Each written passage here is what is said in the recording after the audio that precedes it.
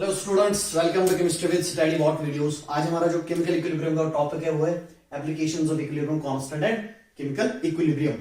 आज हम इस टॉपिक के बारे में बात करेंगे। पिछले टॉपिक में हमने जाना था कैरेक्टरिस्टिक्स ऑफ इक्विलिब्रियम कांस्टेंट। आज हम देखेंगे इसके एप्लीकेशंस। तो चलो स्टार्ट करते हैं। पहला application,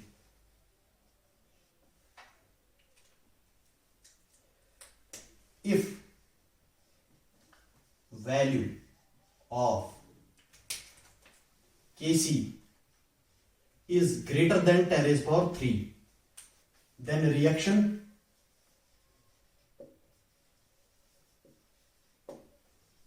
proceeds towards completion.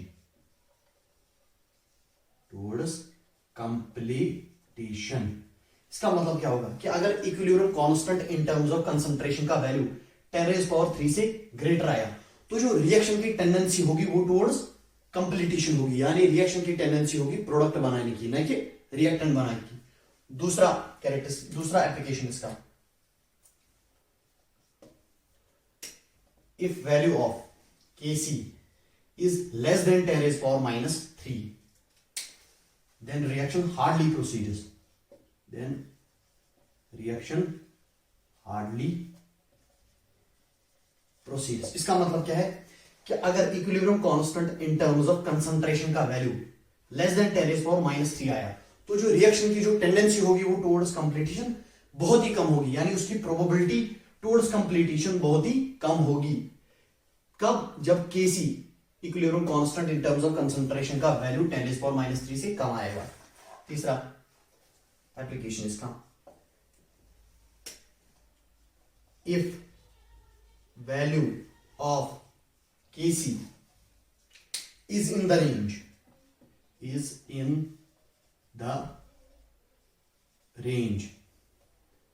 of 10 raised power minus 3 to 10 raised power 3। इसका मतलब क्या होता है कि अगर equilibrium constant in terms of concentration का वैल्यू इन दोनों के बीच में आया तो जो रिएक्शन की जो इसका एक और पॉइंट इसमें लिखते हैं, then both reactant and products are present. क्या मतलब इसका कि अगर equilibrium constant in terms of concentration का वैल्यू इनके दरमियान आया तो रिएक्शन में जो दोनों ही होंगे प्रेजेंट, रिएक्टेंट भी और प्रोडक्ट भी। क्या कि अगर equilibrium constant in terms of concentration का वैल्यू 10 raised power minus 3 से 10 raised power 3 के दरमियान आया, यानी हम ले लेते हैं 10 raised power 2 अगर आ गया तो जो रिएक्शन में दोनों ही प्रेजेंट होंगे, क्या रिएक्टेंट भी और प्रोडक्ट भी। ये थे इसके तीन कुछ एप्लीकेशन। अब हम एक दूसरा टर्म देखते हैं, कंसंट्रेशन कोशेंट। क्या आप ये नोट डाउन करके रखिए।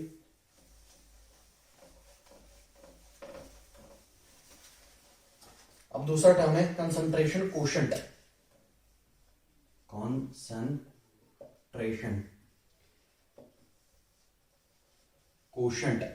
जिसे हम क्यू से डिनोट करते हैं। ये क्या होता है बेसिकली हम कंसंट्रेशन कोशेंट किसे कहते हैं, पहले मैं इसका स्टेटमेंट बता देता हूं। कंसंट्रेशन कोशेंट हम कहते हैं ratio of product of concentration of products to the product of concentration of reactants. पहले मैं एक रिएक्शन ले लेता हूं, equilibrium reaction, A plus B at equilibrium gives C plus D। इसके लिए मैं कंसंट्रेशन कोशेंट कैसे लिखूंगा, ऐसे Q equal to concentration of C concentration of D divided by concentration of A into concentration of B। तो concentration quotient simply क्या होता है, ratio of product of concentration of products to the product of concentration of reactants, जिसे हम Q से denote करते हैं। अब हम देखते हैं Q और Kc के दरमियान कुछ रिलेशनशिप्स। याद रखिए Kc जो है वो एक equilibrium constant in terms of concentration है और Q जो है वो क्या है, कंसंट्रेशन रेशो। ये सिर्फ एक कंसंट्रेशन रेशो है, या हम Kb भी ले सकते हैं।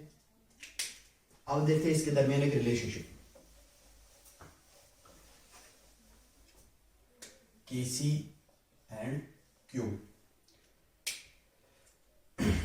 इसके रिलेशनशिप में तीन केसेस हमें आते हैं। पहला case, if Q is equal to Kc, यानी क्या, अगर कंसंट्रेशन कोशेंट का वैल्यू इक्विलिब्रियम कांस्टेंट के बराबर आ गया तो क्या हम कह सकते हैं कि जब ये केस होगा Q is equal to Kc, उस वक्त रिएक्शन इक्विलिब्रियम पे होगी। Then reaction is in equilibrium, then reaction is in equilibrium. क्या?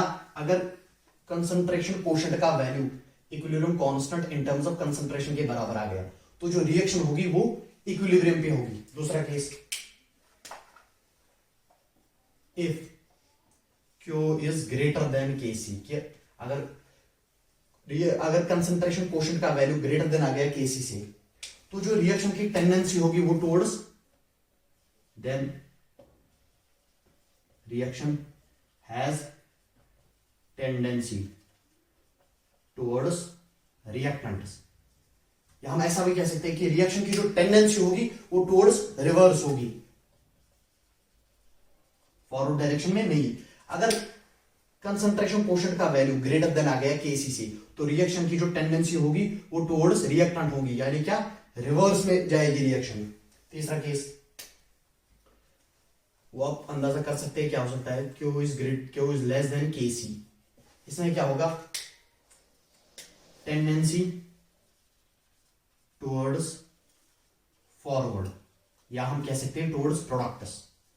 कि अगर कंसंट्रेशन कोशेंट का वैल्यू लेस देन आ गया Kc से तो रिएक्शन की जो टेंडेंसी होगी वो टुवर्ड्स फॉरवर्ड रिएक्शन होगी या प्रोडक्ट बनाने की होगी, या हम ये भी कह सकते हैं टुवर्ड्स कंप्लीटेशन। ये थे इसके कुछ 3 केसेस। अब हम इनको आगे देखते हैं और कुछ आगे देखते हैं हम केमिकल इक्विलिब्रियम। आगे देखते हैं हम केमिकल इक्विलिब्रियम। मैं पहले इसको ऐसे बना सकता हूं, Q is equal to Kc, Q is greater than Kc, Q is less than Kc। यहां पे लिख सकते हैं हम इक्विलिब्रियम, यहां पे लिख सकते हैं हम रिवर्स रिएक्शन, रिवर्स और एक्सटेंड। यहां पे लिख सकते हैं हम फॉरवर्ड रिएक्शन। ये मैंने अभी आपको इलॉबरेट करके बता दिए, आप एक नोट डाउन करके रखिए, तब तक मैं वीडियो को पॉज कर रहा हूं।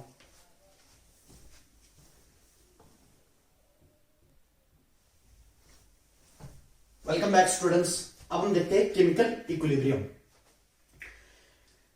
पहले हमें जानना होगा कि इक्विलिब्रियम क्या होता है। बेसिकली इक्विलिब्रियम एक सिचुएशन होती है रिएक्शन में जब रिएक्टेंट्स कन्वर्ट होते हैं प्रोडक्ट्स में, उसी इंस्टेंट पे वापस ही प्रोडक्ट्स कन्वर्ट होते हैं रिएक्टेंट में। एग्जांपल, अगर ए के 2 मोल्स कन्वर्ट हो रहे हैं और बन रहे हैं बी के 2 मोल्स प्रोडक्ट, उसी इंस्टेंट पे बी के वापस 2 मोल्स कन्वर्ट हो रहे हैं ए में, इस सिचुएशन को हम कहते हैं इक्विलिब्रियम, जिसमें क्या रिएक्टेंट कन्वर्ट हो रहा है प्रोडक्ट और उसी इंस्टेंट पे प्रोडक्ट ही वापस हो रहा है कन्वर्ट रिएक्टेंट में। इस सिचुएशन को हम कहते हैं इक्विलिब्रियम। अब देखते हैं chemical equilibrium. Basically chemical equilibrium हम किस को कहते हैं?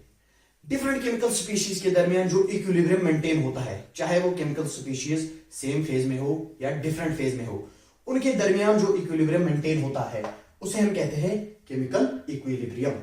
याद रखिए कि वो डिफरेंट केमिकल स्पीशीज चाहे सेम फेज में हो या डिफरेंट फेज में हो। इसके भी अब 2 टाइप्स हैं, पहला वाला, दूसरा वाला। पहला वाला क्या है? Homogeneous equilibrium, homogeneous. और दूसरा क्या है? हेटेरोजीनियस। अब हम इन दोनों को इलॉबरेट करके देखते हैं ये दोनों क्या होते हैं। मैं बोर्ड को रब कर रहा हूं, आप तब तक ये नोट डाउन करके रखिए।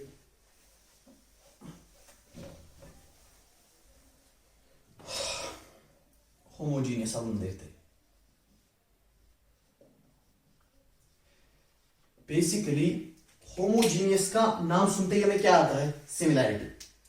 बेसिकली होमोजीनियस इक्विलिब्रियम उस रिएक्शन का इक्विलिब्रियम कहलाता है जिसमें रिएक्टेंट स्पीशीज और प्रोडक्ट्स सेम फेज में हो। क्या? जिसमें रिएक्टेंट्स और प्रोडक्ट्स दोनों ही सेम फेज में हो।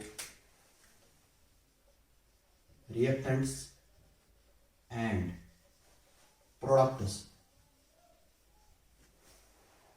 Are in same phase.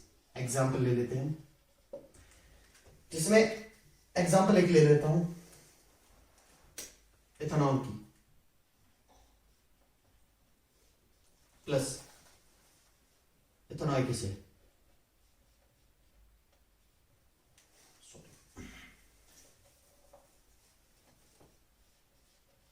ये क्या देगा हमें?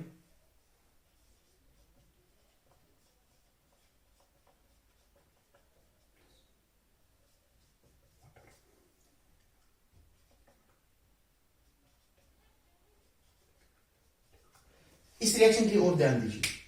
यहां पे मैं जो ये वाला रिएक्टेंट ले रहा हूं, ये भी किस स्टेट में है? लिक्विड स्टेट में। ये वाला रिएक्टेंट भी किस स्टेट में है? लिक्विड स्टेट में।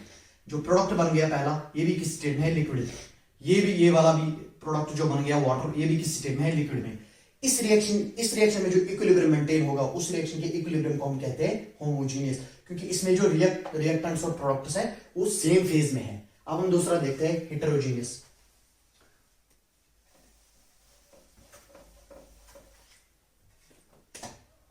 हेटेरोजीनियस, ये भी इसका वाइस वर्सा ही है। हेटेरोजीनियस बेसिकली क्या होता है? Different phases of reactants and products.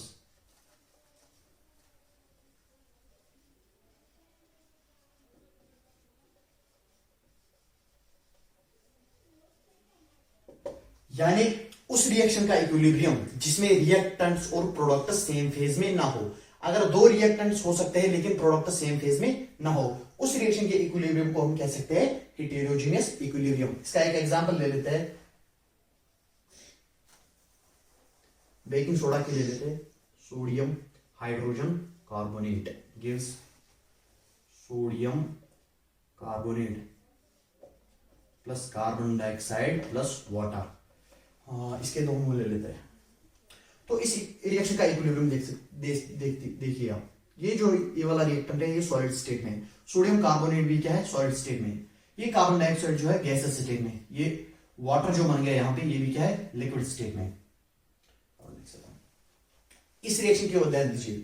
यहां पे जो रिएक्टेंट हो रहा है वो किस स्टेट में है? सॉलिड स्टेट में। प्रोडक्ट क्या है? एक सॉलिड में है, एक गैस में है, एक लिक्विड में है।